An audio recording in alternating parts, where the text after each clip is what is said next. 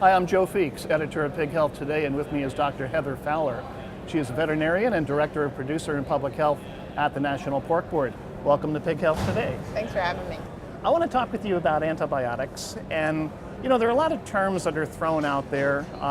People talk about judicious and responsible use, and I think the pork industry has demonstrated that it's certainly capable of meeting that objective.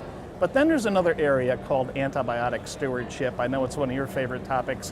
What's really the difference between antibiotic stewardship and judicious use? Well, first I should say that I'm not sure if we've all kind of agreed on the definition between the two, but I can tell you how I personally define it and how I implement that in my job at the National Pork Board.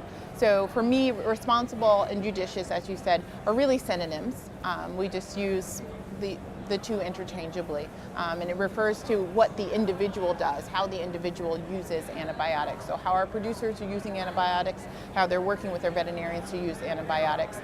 Versus stewardship really refers to more of a program or support structure or algorithm that one moves through when they're considering using antibiotics. So it has training built in there, it has expertise, there's a tracking and recording aspect to it as well. So it's a more structured program with a bunch of individuals, whereas the responsible or judicious use is just that one individual using antibiotics. Well, we certainly don't want to get hung up on semantics, but what do producers need to understand about that?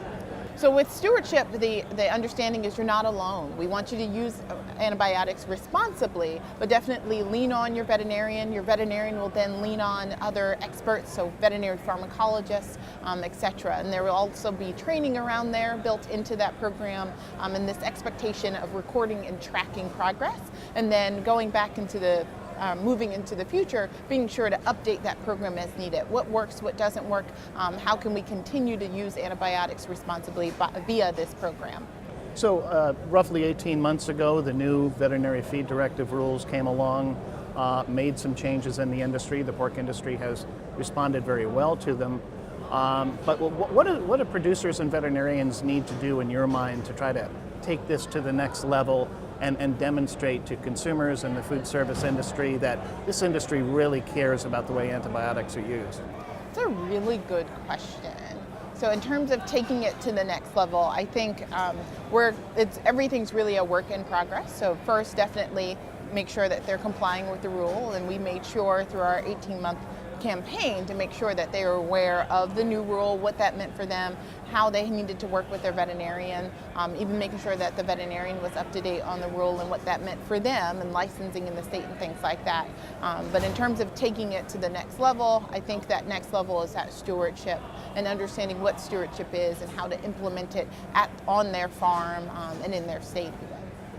Now, by nature of your job description, you are focused also not just on swine health, but public health as well. And that was really what was driving a lot of this antibiotic discussion.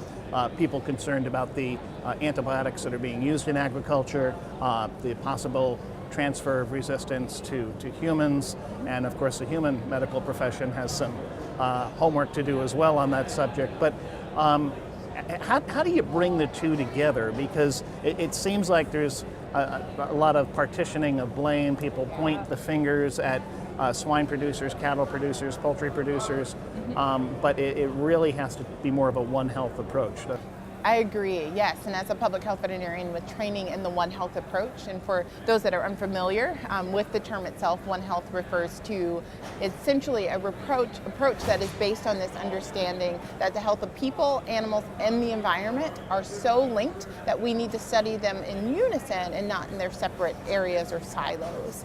So with that understanding, we know that as it relates to antimicrobial resistance, we have a shared role in resistance because we know that use, even if justified, drives resistance. So one, that means we need to make sure that all uses are in fact justified. But knowing we again have that shared role in resistance, we have a shared role in stewardship in making sure we protect the efficacy of antibiotics.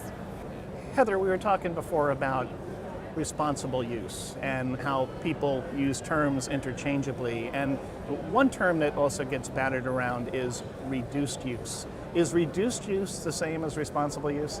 No, not at all. And we try to stay away from reduced use. as an outcome measure of judicious use. Instead, we want to promote stewardship, which again, stewardship and judicious use, which is a program that makes sure that every antibiotic use is in fact justified. And the reason for that is if you have a producer, for instance, that is already doing the gold standard, every single use is justified, to tell them then that they must reduce the use, it could then impact animal welfare. So that's kind of an extreme example, but if we only focus on reduced use, as other countries have done, cutting use by X%, maybe initially that may be effective, but we don't want to necessarily establish that as the gold standard moving forward, because it takes us away from stewardship as a whole. So we again want the metric, the measure to be stewardship and not reduced use. It will have that outcome at times, but it shouldn't be our number one goal. Looking at, I'll call it the other white meat, poultry. Yeah. They are now in the US like 40% antibiotic free, or at least antibiotic free production.